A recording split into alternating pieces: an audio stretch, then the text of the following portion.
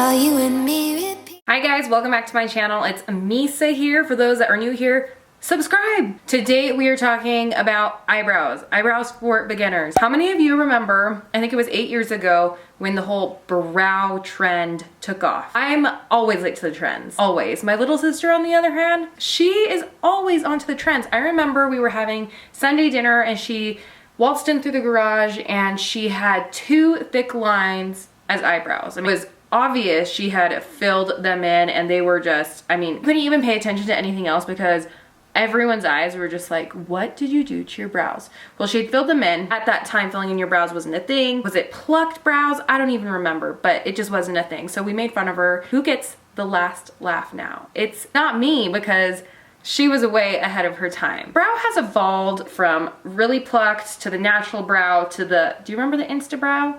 I think Insta brow might still be a thing. I'm totally guilty of that. Picture inserted here. To now, I feel like the look for brows is more of a natural, microbladed, a full look. So that's what we're going to accomplish today. As far as products go, there are so many different formulas. We have powders, we have pomades, then we have pencils. My personal favorite, my tried and true, is Benefit, the Browfessional. I think that's what they call them, products. And currently, I've tried them all. I've tried the powders, I've tried the pomades, and there's definitely a season for everything, and I go back and forth depending on what I have on hand. But lately, I've been really into the Goof Proof Brow Pencil. My shade is, I can go anywhere from, this one's number 6, so this is a little dark, but I can go to a 3.5 to anywhere in between.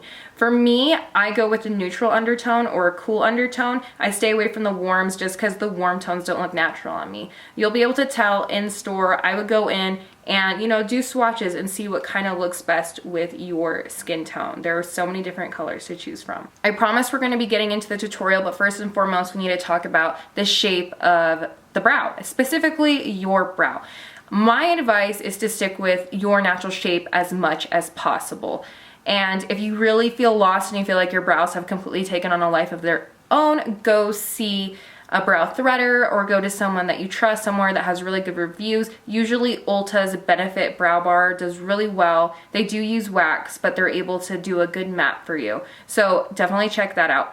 But for me, for just everyday maintenance, I use this Tinkle, I think that's what it's called, a Tinkle brow razor. I use this like probably once a week where I will trim and shave just downward any stray hairs that are growing above and underneath. I probably need to do it again tomorrow, and then I do go between my inner brows and things like that just to get that more refined look, because with stragglers, that's what's going to make your brow look messier. So these are really cheap. Get them on Amazon. I think it's like, I don't know, $4 for a set of 3. So this Goof Proof brow pencil, it doesn't have a super fine tip. It's more of it's a thicker tip, and I used to be not a fan of like the thicker tips, but this is just easier. So I always like to start at the bottom of the arch. I do light, short strokes, and I move upward. The key is to follow where your natural hair is going. So I go upward because I like the arch to obviously go upward. And then when I get to the edge, I can press a little bit harder to create a little bit more depth. I feel like the tails of eyebrows are always less defined, and so I like to make that a little bit more defined, to kind of create that little tail. On the underside of the brow, you can go a little bit darker to get a more pop. What you do have to be careful with is the top of the brow. Top of the brow, I like to do strokes downward like this, and I like to apply less pressure. But always remember, we're trying to create hair-like strokes, and so do it lightly and do short strokes.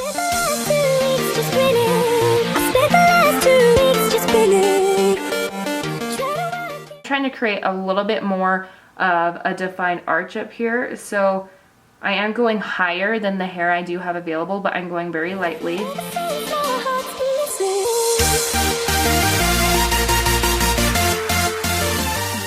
And then I do just go back and forth from top to bottom. Now, One of the most important parts are the inner brows. So those are the easiest to mess up, and I feel like they're definitely the most noticeable because they're at the beginning of your brow. I like to do definitely lighter. I'm going to be making vertical strokes. So with this, you want to make the line as straight as possible to mimic where your normal line would naturally be. Once I've created that horizontal line, this is now where the vertical strokes come into play. So really lightly. Okay, so see how that looks? Now, we are getting to the hardest part about filling in the brow, I think, is where the inner meets the middle of the top brow, because we don't want to just create a line that's going to look really obvious. It's not going to look super natural. Because I just like to make the lightest strokes right here, kind of moving upward. I almost always have to use the spoolie. Now, there are certain rules of the spoolie that are really important to follow. Now, the spoolie can definitely ruin all your hard work with the brow because it moves around product, it's blending. I recommend to use a spoolie if you've made too harsh of a line. You don't want to take the spoolie all the way up because then you will cloud above your eyebrow, which you definitely don't want to do.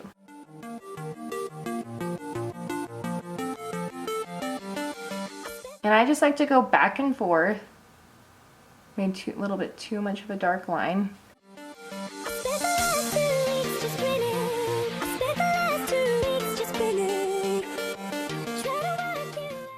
So this is the finished brow, this is the not finished brow. If you like to have more of thinner strokes, definitely use the brow definer by Benefit. That is such a great product and it creates definitely a more microbladed look. But this is such an easy and fast product. So I'm not gonna talk when I do this, and I'm just gonna quickly show you how I do my brow really fast. Nightmares creep while you and me repeat. This bittersweet heat is suffocating. I'm waiting and always hesitating. Kryptonite desires set my heart afire.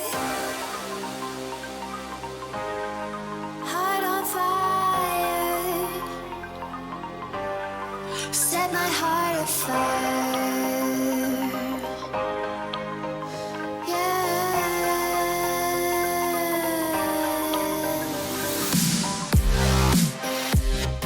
That is the finished brow look. Now, the last piece or the last step that I highly recommend that will absolutely change the look of your brow is brow setting gel. This is Benefit's brow 24-hour brow setter, and it's going to lock in all that hard work that you just did, and it's also going to lift the different hairs of your brow and make them look really piecey and really microbladed. This is a game changer for your brows. So I use this and I stroke upward all the way through until I get to the very end tail, and then maybe I'll bring the line down. It's pretty much goof proof. Same side right here.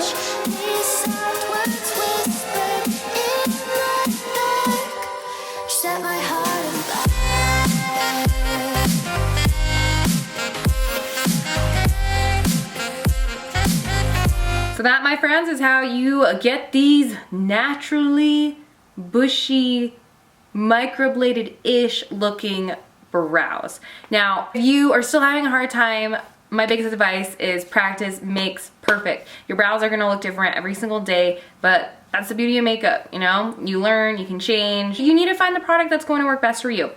Definitely make sure to subscribe because I will also be uploading other eyebrow tutorials using different products and maybe some more advanced brow stuff. So thank you so much for watching. I hope you have a great day and we will see you next time. Okay.